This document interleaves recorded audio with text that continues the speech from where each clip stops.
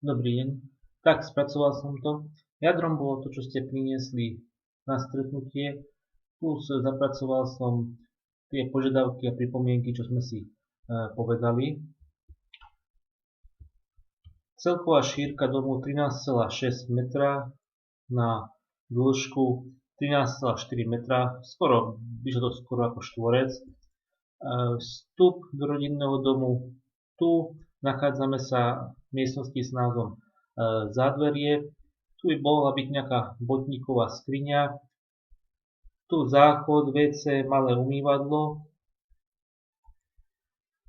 posuvné dvere, objekt je rozdelený na súkromnú a na spoločenskú časť. V tej súkromnej časti jedna detská izba je tu, sem vzadu sme dali druhú detskú izbu, tu by bol šatník alebo nejaký sklad. Sem som dal okno, ako sme si povedali, také menšie. Napokon som dal na 60 cm na šírku kvôli tomu tým veľkostiam tých posuvných skriň, aby sa tam zmestili. Tu je spoločná kúpeľňa, vaňa, záchod, sprcha, dve umývadlá a napokon tu spálňa a východ smerom von na terasu cez posuvné dvere. Tuto si môžete všimnúť, som dal rozmery okien. Prvý údaj znamená šírku, druhé znamená výšku okna. To si pozrite, ale zhruba sú tak, ako sme si povedali. Sem som dal technickú miestnosť do stredu, že sa to vymenilo s tou špajzou. V technickej miestnosti pračka, sušička. Tu je vnútorná jednotka teplného čerpadla. Sem som dal aj komín. Tuším, že bola požiadavka aj na umývadlo, zatiaľ som ho nezakomponoval. Ak áno, tak samozrejme niekde ho doplníme. Prípadne sa posunú dvere, sem sa dá umývadlo, uvidíme, poviete.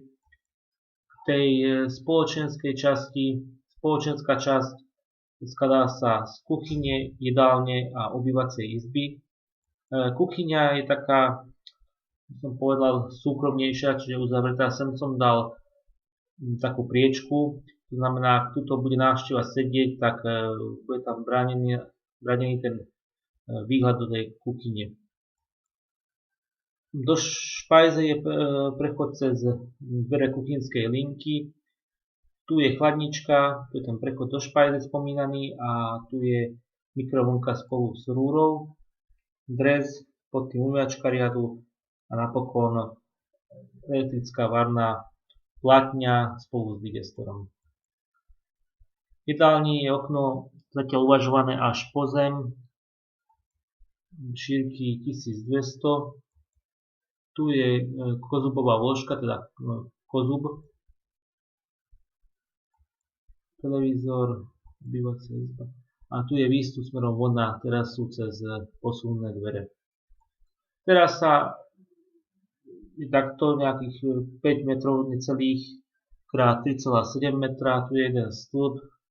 Asi pravdepodobne bude stačiť tento jeden stĺp na prenesenie záťaže od strechy. Tu môžete vidieť nejaké predbežné vizualizácie, ako ten dom by mohol vyzerať. Všímajte si hlavne tie veľkosti a tvary okien.